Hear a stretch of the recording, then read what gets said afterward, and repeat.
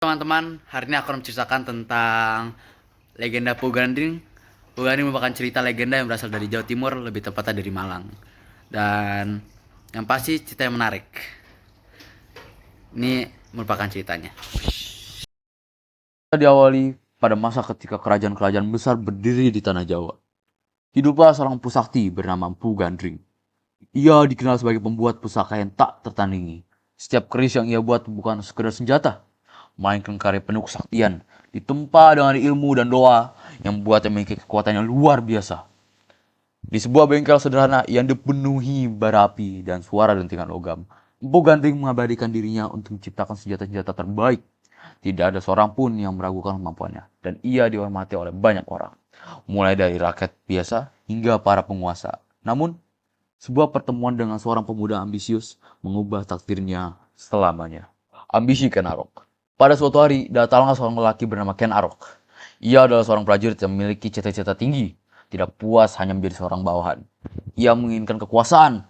Dalam benaknya hanya ada satu rencana, menggulingkan Tunggal Metung, penguasa Tumapel dan merebut tahtanya. Namun untuk mewujudkan ambisinya, ia membutuhkan sebuah senjata yang tak terkalahkan. Ken Arok menemui Empu Gandring dengan suara yang penuh keyakinan. Ia memesan sebuah keris sakti. Aku ingin keris yang tidak bisa ditandingi. Sebuah pusaka yang membuatku meraih kejayaan, katanya. Empu Gandring sudah terbiasa menghadapi permintaan dari para bangsawan dan prajurit. Memahami bahwa perbuatan keris bukanlah pekerjaan yang bisa diselesaikan dengan sekejap. Membuat keris sakti bukanlah hal yang mudah, jawabnya. Aku butuh waktu berbulan agar keris ini benar-benar sempurna. Namun, Ken Arok bukanlah orang yang sabar. Ia menginginkan hasil yang cepat. Hari demi hari berlalu dan semakin lama menunggu, semakin besar ketidaksabarannya. Pengkhianatan di bengkel pusaka. Beberapa waktu kemudian, Ken Arok kembali ke bengkel Empu Gandring. Ia melihat keris yang telah hampir selesai. Bila telah mengikilap dengan aura terasa berbeda. Namun bagi Empu Gandring, keris ini belum siap. Masih ada tahapan akhir yang harus disempurnakan. Karena sebuah pusaka tidak hanya ditempa dengan logam, tapi juga dengan doa dan kesabaran. Namun Ken Arok tak mau lagi menunggu. Dan mata yang bara oleh ambisi, ia meraih keris itu. Dan menatapnya dengan penuh kekaguman. Keris ini sudah cukup untukku, katanya sambil menggenggam erat. Pugandring mencoba mencegahnya, tetapi sebelum ia sempat berbicara lebih jauh, Ken Arok mengunuskan keris itu ke dadanya. Empu Gandring itu tersentak.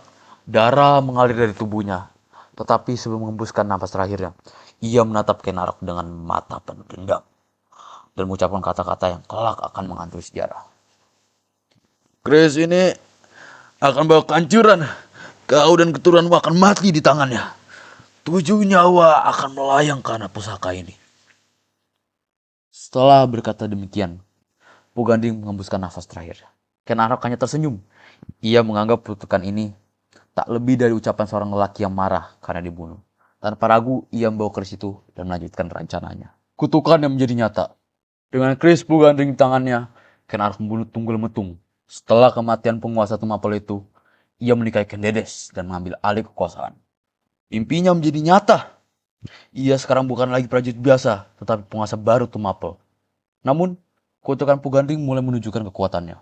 Beberapa tahun kemudian, Anusapati, putra tunggal Metung dari Ken Dedes, mengetahui kebenaran tentang kematian ayahnya. Dengan penuh dendam, ia mencari cara untuk membalasnya. Satu malam, saat Ken Arok sedang lengah, Anusapati mendekatinya dengan membawa keris yang sama. Tanpa ragu, ia menusukkan pusukan itu ke tubuh ayah tirinya. Ken Arok tewas ketika terbunuh oleh keris yang telah ia gunakan untuk merebut tahta. Namun, kisah belum berakhir. Anusapati yang kini menjadi raja juga tidak bertahan lama. Ia pun dibunuh oleh Tojaya, putra Ken Arok dan istri lainnya.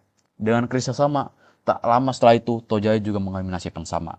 Ia terbunuh dalam pemberontakan yang dipimpin oleh Ranggawuni dan Mahisa Cempaka. Dengan kematian Tojaya, keris Empu Gandring akhirnya menghilang dari sejarah. Tetapi kutukannya telah menelan nyawa para penguasa satu demi satu. Akhir dari keris Empu Gandring.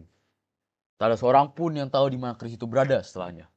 Mungkin disimpan, mungkin dibuang, atau mungkin tetap berada di suatu tempat menunggu korban berikutnya.